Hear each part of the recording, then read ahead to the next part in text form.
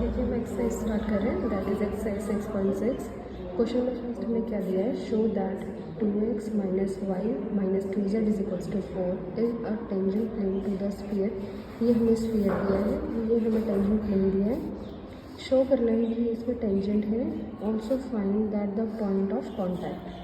तो देखिए अगर हम इसको देखेंगे तो ज़्यादा तो आपका एग्जाम्पल नंबर फर्स्ट है।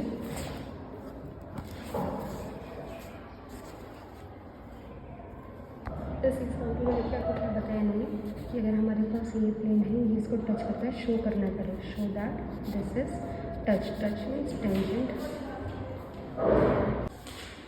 ये हमें शो करना है, ये इसको टेंजेंट है ये प्लेन इसके साथ। तो देखिए अगर ये मेरा स्फीयर है और ये एक प्लेन है, मुझे शो करना है कि इस पर टेंजेंट है, तो सिर्फ क्या हो जाए, जो पॉइंट ऑफ कॉन्टैक्ट से ये लाइन इसको ज्वाइन करेगी। अगर ये रेडियस बन जाएगी और यही क्या है वो लाइन, दैट मीन्स ये क्या है, टेंजेंट है। क्योंकि अगर रेडियस बनती है इसका मतलब हाँ ये इसकी बाउंड्री पे है, तो बाउंड्री को क्या करता है, टच करता है। अब हमने शुरू किया, सबसे पहले जो स्फीयर दिया था उसका सेंटर निकाला, फिर उसका रेडियस निकाल दिया। अब परपेंडिकुलर डिस्टेंस निकालना है, यही निकालना है ना, इसी के ऊपर सब डिपेंड करता है। अगर ये रेडियस के इक्वल आ जाएगा तो यही क्या बन जाएगा, इस पर टेंजेंट प्लेन बन जाएगा। तो परपेंडिकुलर डिस्टेंस निकाला एक पॉइंट से एक प्लेन का, तो आपको मैंने अभी बताया था कैसे कर सकते हैं। पॉइंट आप पुट करेंगे प्लेन में, ये आ जाएगा, किसके इक्वल आ रहा है 3, और हमने देखा रेडियस भी कितना था 3, तो यहाँ से देख लिया हमने distance from centre to the plane, कि सेंटर से प्लेन तक का डिस्टेंस वही है जो रेडियस है, दैट मीन्स ये क्या है, इसके टेंजेंट है। अब हमें पता लगाना है ये पॉइंट ऑफ कॉन्टैक्ट कहाँ टच करता है। तो पॉइंट ऑफ कॉन्टैक्ट देखिए इसने कैसे निकाला है, the point of contact is the foot of perpendicular from the centre to the sphere on the plane. कि देखो फुट ऑफ परपेंडिकुलर ही तो है, ये परपेंडिकुलर है, ये क्या है, उसका फुट है। तो इसमें क्या है, equation of any line through centre, कि अगर मैं किसी लाइन का सेंटर से क्या कर रही है, इक्वेशन देख रही हूँ in perpendicular to the plane. Equation of any line through centre and perpendicular to the plane. Plane क्या है हमारे पास, 2x minus 2y plus z plus 12 is equals to 0। तो अगर मैं इसके डायरेक्शन रेशियो देखो कौन होंगे, 2 माइनस 2 और यहाँ 1। तो नीचे तो देखो जब ये प्लेन की क्या है, डायरेक्शन रेशियो है, तो इसके परपेंडिकुलर के क्या बन जाएंगे, डायरेक्शन कोसाइन बन जाएंगे। तो अब हम क्या कह रहे हैं, इसके डायरेक्शन रेशियो इसके लिए क्या है, डायरेक्शन कोसाइन, तो ये क्या आ जाएगा, नीचे आ जाएंगे डायरेक्शन कोसाइन 2 माइनस 2 1। अब ये जो लाइन है कहाँ से पास कर रही है, सेंटर से। ये लाइन कहाँ से बन रही है, सेंटर से। तो सेंटर से अगर है तो सेंटर के पॉइंट क्या थे, 1 2 माइनस 1। तो ये एक ऐसी लाइन है जो कहाँ से पास कर रही है, 1 से 2 से माइनस 1 से, और जिसके डायरेक्शन कोसाइन कौन है, 2 माइनस 2 1। अब ऐसी लाइन का आपका पता हम क्या करते हैं, इक्वल टू r रखते हैं, वैल्यूज़ निकालते हैं x y z की, वो निकाली।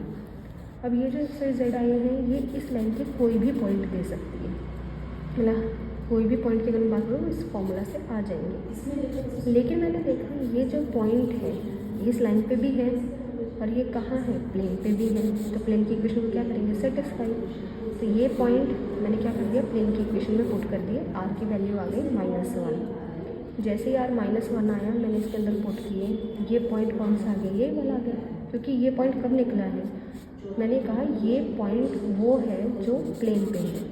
तो जो r -1 आया वो किसके लिए आया, इसी पॉइंट के लिए आया। हमने r -1 रखा तो हमारे पास कौन सा आ गया, नीचे वाला पॉइंट। यही कौन सा था इस फिगर में, देखो ये नीचे वाला, that is point of contact.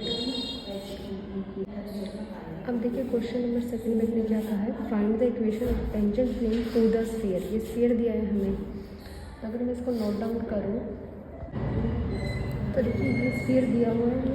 अगर मैं इस स्फीयर को, जो हमें नॉर्मल एक स्फीयर ये दिया होगा ना, इसे इस फॉर्म में लाना चाह रही हूँ, तो मैं क्या करूँगी, 3 से सबको डिवाइड कर दूँगी, ये इक्वेशन बन गई है ये वाली बाय 3।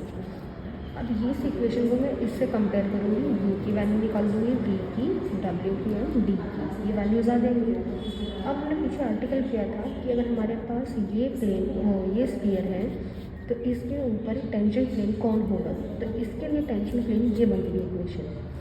तो अब मेरे पास स्फीयर ये है, तो इसके लिए कैसी बनेगी, सेम ऐसी ही बनेगी, लेकिन बस आप क्या करोगे, u v w d इनकी वैल्यूज़ यहाँ पे पुट कर दोगे। अब देखिए क्वेश्चन नंबर 3 में क्या कह रहा है, find the equation of tangent planes to the sphere, ये स्फीयर दिया है, which can be drawn through the line, कि एक ऐसे टेंजेंट प्लेन मतलब टेंजेंट प्लेन्स की इक्वेशन बनानी है जो इन लाइन से बन जाए, इस लाइन से, इस स्फीयर पे। तो हमने पहले वो लाइन लिखी।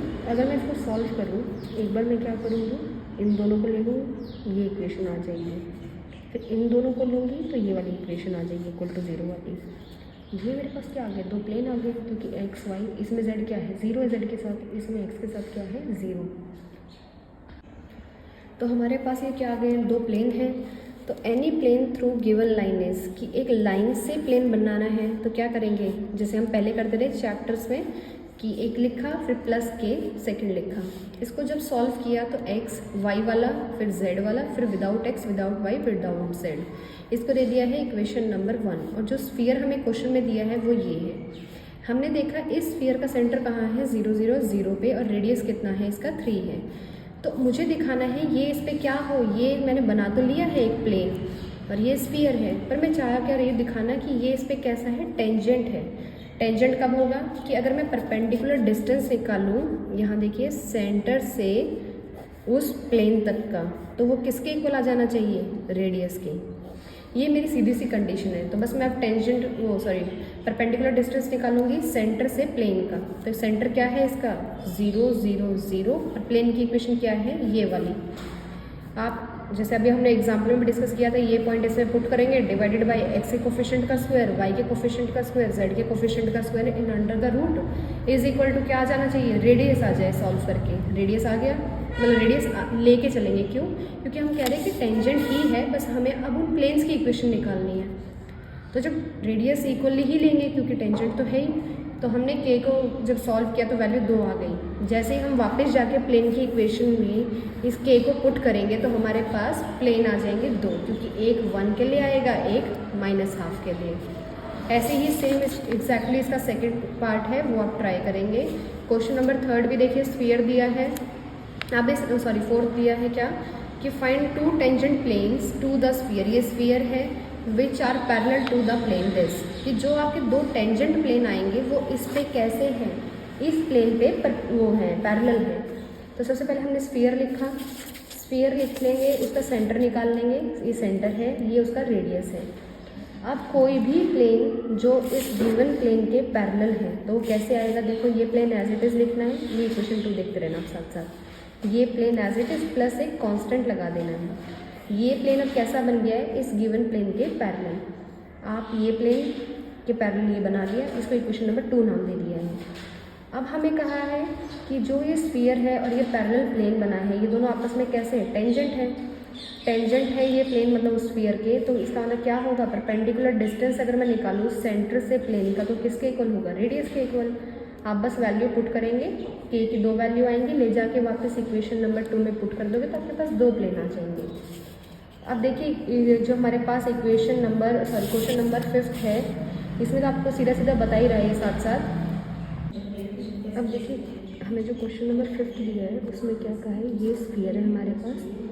तो पहले हम क्वेश्चन फिल करते हैं। ये हमारे question, to find the equation of tangent plane in the symmetrical form to the circle. अब देखिए सर्कल कहाँ है इसमें, पहले तो सर्कल कैसे होता है, एक स्फीयर जब एक प्लेन से कट होता है, फिर इसने कहा है ये लेकिन क्या बनेगा, वापस एक स्फीयर बनेगा, क्योंकि हम पिछले एक्सरसाइज में कर चुके हैं। पहले सर्कल बनता रहा, फिर सर्कल से वापस स्फीयर। अब इसने कहा है जो ये वापस स्फीयर बनाएगा उस स्फीयर पे इस पॉइंट पे जो टेंजेंट होगी लाइन वो बताओ कौन सी है। तो देखिए सबसे पहले हमने स्फीयर लिखा, equation of tangent plane to this sphere. हमें पता है इक्वेशन ये होती थी, लेकिन इसने पॉइंट दे दिया है हमें, तो अब हमें अगर इस पॉइंट पर निकालना है तो ये मान लीजिए मिल जाएगा x1, ये y1, ये z1। x1 y1 z1 हम इस इक्वेशन में पुट करेंगे, सॉल्व करेंगे तो ये आ गया है कि मतलब इस स्फीयर पे इस पॉइंट पे ये प्लेन कैसा है, इस पर टेंजेंट है। अब हमें निकालनी है सिमेट्रिकल फॉर्म। तो पहले हम लेट कर लेते हैं, एलिमेंट क्या है, डायरेक्शन कोसाइन है of the line given bye 2 and 3। 2 and 3 से जो लाइन बन रही है उसके डायरेक्शन कोसाइन है।